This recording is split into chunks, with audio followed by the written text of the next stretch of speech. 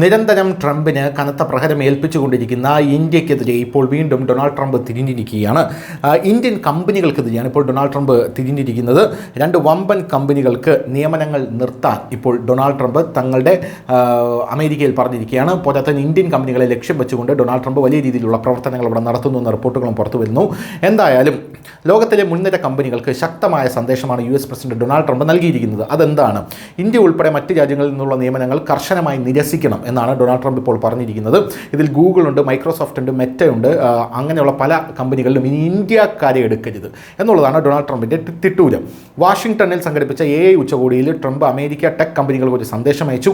ഇതോടൊപ്പം അമേരിക്കൻ പ്രതിഭകളെ നിയമിക്കാനും അദ്ദേഹം ഉപദേശിച്ചു. യഥാർത്ഥത്തിൽ നമ്മുടെ രാജ്യം ഭരിക്കുന്നത് നരേന്ദ്രമോദിയാണ്. അദ്ദേഹം എല്ലാ പ്രതിസന്ധികളെയും ഒരു ഓപ്പർച്യൂണിറ്റിയായി കാണുന്ന ഒരു വ്യക്തിയാണ്. നമുക്കറിയാം, കൊറോണ ഉണ്ടായപ്പോൾ ബാക്കി എല്ലാ ഭരണാധികാരികളും ചത്തുകുത്തിയിരുന്നപ്പോൾ നരേന്ദ്രമോദി ഇന്ത്യയിൽ നിന്ന് 2 വാക്സിൻ ഉൽപ്പാദിപ്പിച്ച് അത് ലോക രാജ്യങ്ങൾക്ക് സപ്ലൈ ചെയ്ത് പൈസ ഉണ്ടാക്കി. ഇതാണ് നരേന്ദ്രമോദിയുടെ തന്ത്രം എന്ന് പറയുന്നത്.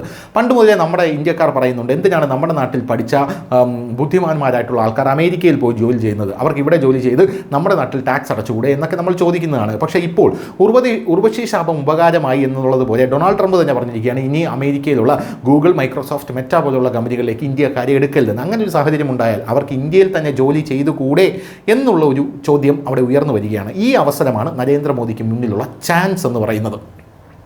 ആ ചാൻസ് മോദി ഇവിടെ ഉപയോഗപ്പെടുത്തും എന്ന് തന്നെ നമുക്ക് ശക്തമായി വിശ്വസിക്കേണ്ടി വരും. എന്തായാലും ലോകത്തിലെ വമ്പൻ ടെക്നോളജി കമ്പനികളുടെ CEOമാർ ഉൾപ്പെടെ നിരവധി ജീവനക്കാർ ഉന്നത സ്ഥാപനങ്ങളിൽ ജോലി ചെയ്യുന്നുണ്ട് എന്നുള്ളത് എടുത്തു പറയേണ്ടതാണ്.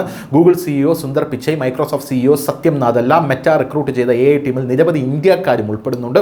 നിരവധി അമേരിക്കൻ പൗരന്മാരും അമേരിക്കൻ പ്രതിഭകളും പല കാരണങ്ങളാൽ അവഗണിക്കപ്പെടുകയാണെന്ന് AI ഉച്ചകോടിയിൽ ഡൊണാൾഡ് ട്രംപ് പറയുന്നുണ്ട്. ടെക് വ്യവസായത്തിലെ ആഗോള മനോഭാവത്തെയും അദ്ദേഹം വിമർശിച്ചു. ലാഭമുണ്ടാക്കാനുള്ള അമേരിക്കയുടെ സ്വാതന്ത്ര്യം പല മുൻനിര കമ്പനികൾ മുതലെടുക്കുന്നു, അവർ പുറത്തു നിന്നുള്ളവരിൽ വൻതോതിൽ നിക്ഷേപം നടത്തുന്നു.